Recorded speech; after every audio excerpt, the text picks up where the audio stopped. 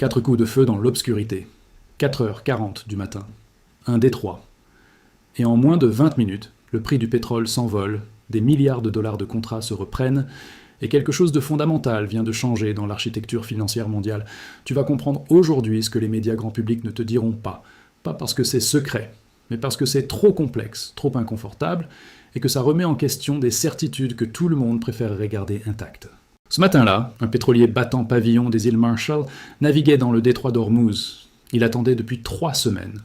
3 semaines immobilisé en mer, son chargement de brut à bord, parce que le passage était bloqué.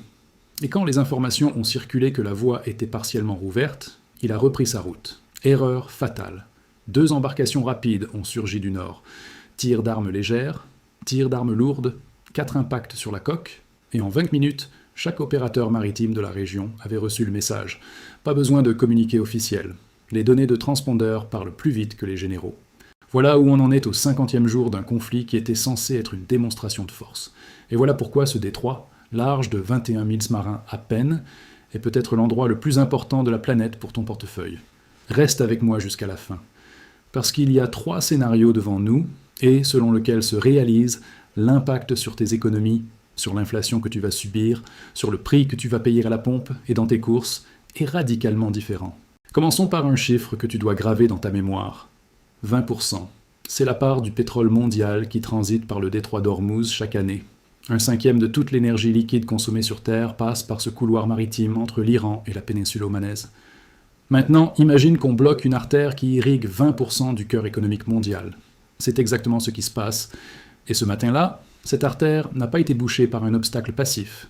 Elle a été transformée en zone de tir. Et c'est là que tout change. Parce qu'il y a une différence immense entre une route fermée par des mines et une route fermée par quelqu'un qui tire sur les voitures qui passent. Les mines, on peut les déminer. Un tireur, lui, fait un choix, chaque matin, de recommencer ou pas. Pour comprendre qui tire, tu dois savoir quelque chose que la plupart des gens ignorent. L'Iran n'a pas une marine, il en a 2.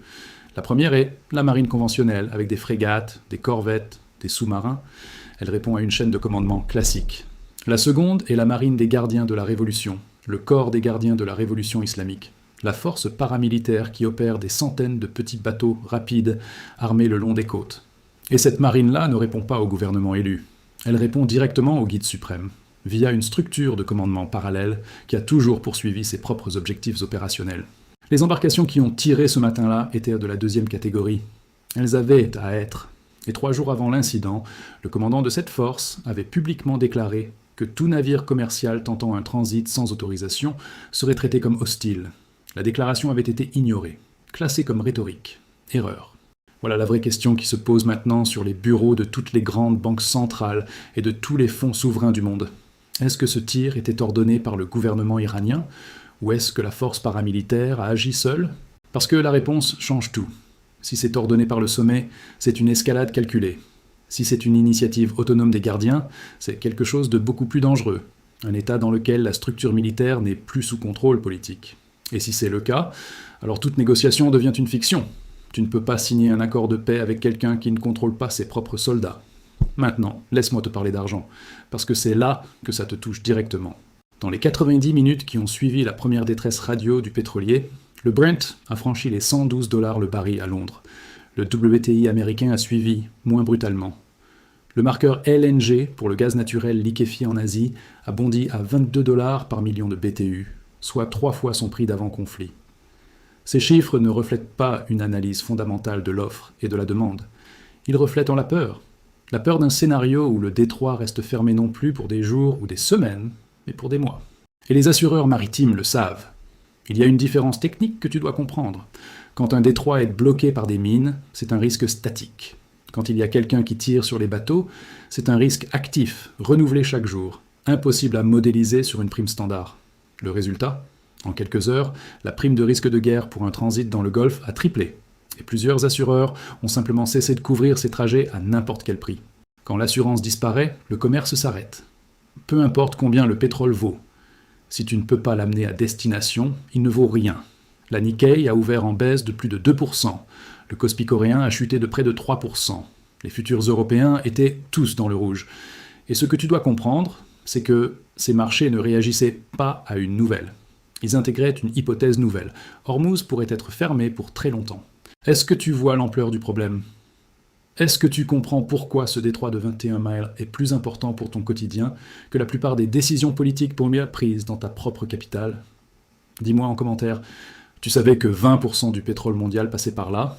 Maintenant, parlons des options sur la table. Et je vais être direct avec toi. Il n'y en a aucune de bonne. La première option, c'est de ne rien faire.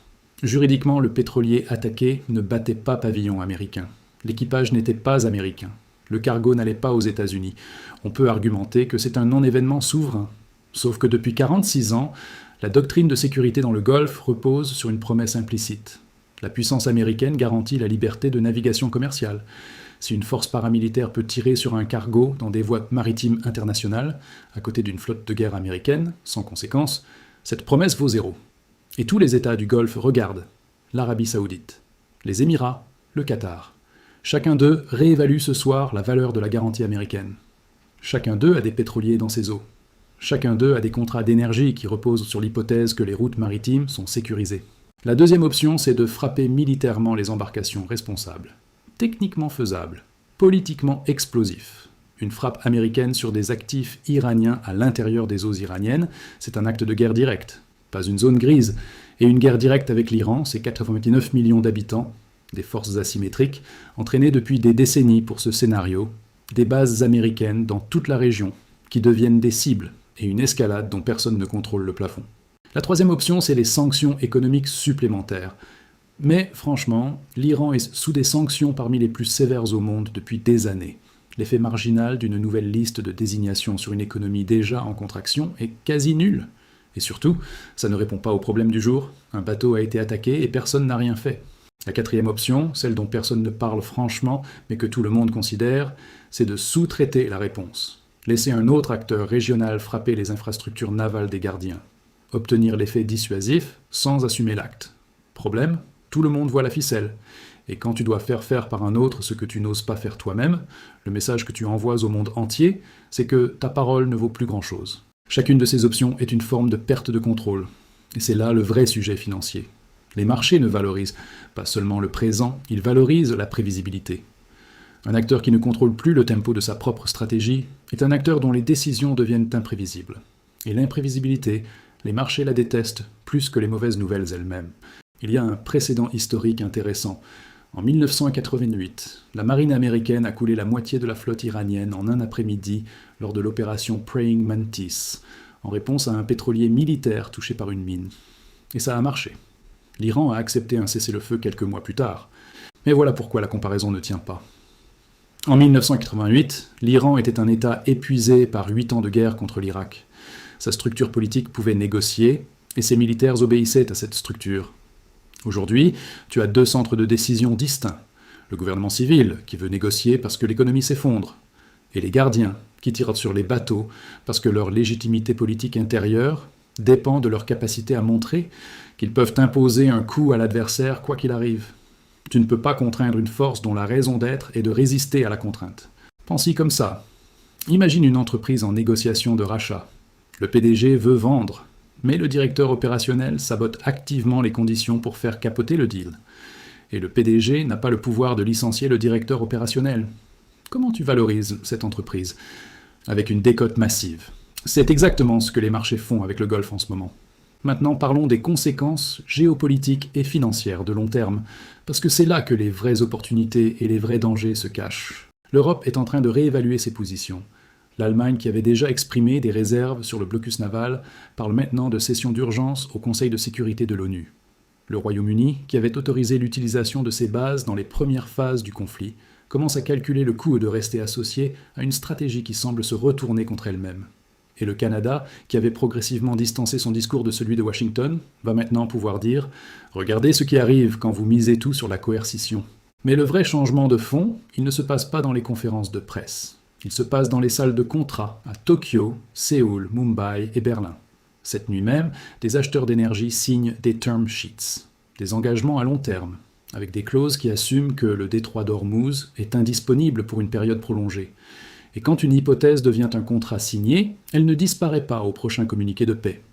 Elle reste inscrite dans la structure d'approvisionnement énergétique mondiale pour des années. Le Japon signe avec des producteurs canadiens.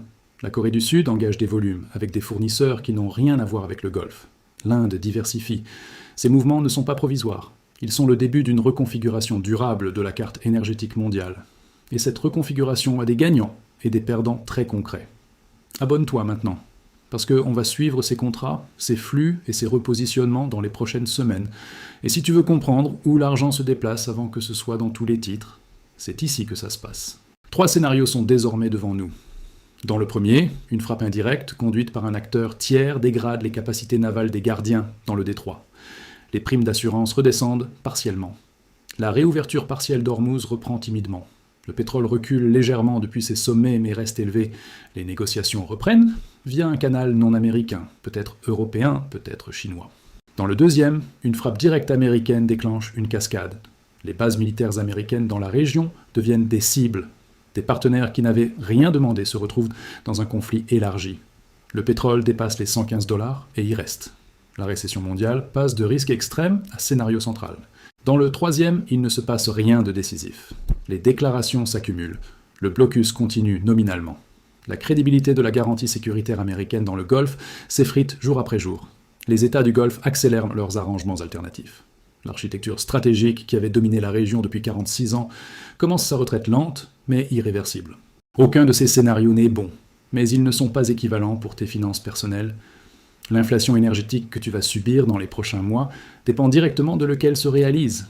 Tes factures d'énergie, le prix de tout ce qui est transporté, le coût de presque tout ce que tu consommes est indexé à ce qui se passe dans ce détroit de 21 Mills. C'est ça la réalité que peu de gens formulent clairement. Les conflits géopolitiques ne sont pas abstraits. Ils arrivent dans ton compte bancaire chaque mois, silencieusement, sous forme d'inflation, de rendements qui baissent, d'épargne qui perd de sa valeur réelle. Le pétrolier est toujours à flot. Le marin blessé est dans un état stable. Les embarcations des gardiens sont rentrées à leur base sans conséquence. Et quelque part entre Tokyo et Ottawa, un autre contrat d'approvisionnement énergétique à long terme vient d'être signé. Le détroit d'Ormuz est fermé. Pas par des mines cette fois, par une décision, renouvelée chaque matin. Et le vrai pouvoir, celui qui décide des prochaines escalades, n'est pas dans les salles de réunion des grandes capitales. Il est dans des embarcations rapides qui peuvent surgir d'une base côtière à n'importe quelle heure de la nuit. Si tu veux continuer à comprendre comment ces événements impactent concrètement ta vie financière, abonne-toi, active la cloche et laisse-moi en commentaire. Est-ce que tu penses que le monde revient à un pétrole stable d'ici 12 mois? Parce que ta réponse à cette question devrait changer tes décisions d'épargne dès aujourd'hui. Abonne-toi maintenant et active la cloche. Dans les prochaines semaines, on va décortiquer les 3 actifs qui résistent historiquement le mieux au choc pétrolier. Et tu veux être là avant que tout le monde en parle. Commente avec ton pays. Est-ce que tu ressens déjà l'inflation énergétique là où tu vis ?